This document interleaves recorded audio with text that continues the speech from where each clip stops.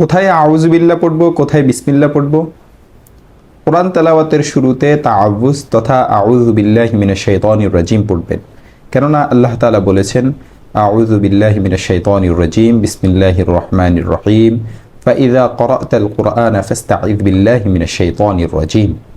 যখন আপনি কোরআন পাঠ করবেন তখন বিতাড়িত শয়তান থেকে আল্লাহর নিকট আশ্রয় চাইবেন।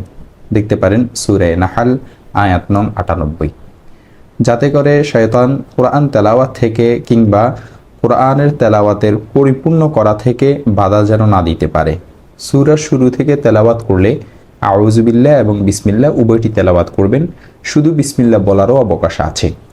এভাবে সূরা পড়তে পড়তে মধ্যখানে অন্য সূরা চলে এলেও বিসমিল্লাহ পড়বেন, আর সূরার শুরু থেকে তেলাওয়াত না করে অন্য স্থান থেকে তেলাওয়াত করলে তখন আউযুবিল্লাহ এবং বিসমিল্লাহ উভয়টা পড়বেন, তবে বিসমিল্লাহ না বলারও অবকাশ আছে।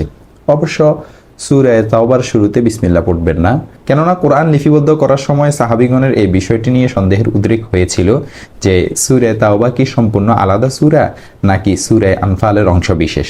তখন তারা উভয় সূরার মাঝে বিসমিল্লাহ লেখা বাদ দিয়েছেন। নামাজে প্রত্যেক রাকাতে সূরা ফাতিহার শুরুতে চুপে চুপে বিসমিল্লাহ পড়া ইমাম ও মুক্তাদি উভয়ের জন্য সুন্নত, আর আউযুবিল্লাহ পড়া উত্তম। দেখতে পারেন আল কবির লিত তবরানি হাদিস নং ৭৩৯, আল আওসাত লিত তবরানি হাদিস নং ৮২৭৭, মুসান্নিফে আব্দুর রাজ্জাক হাদিস নং ২৫৯৭।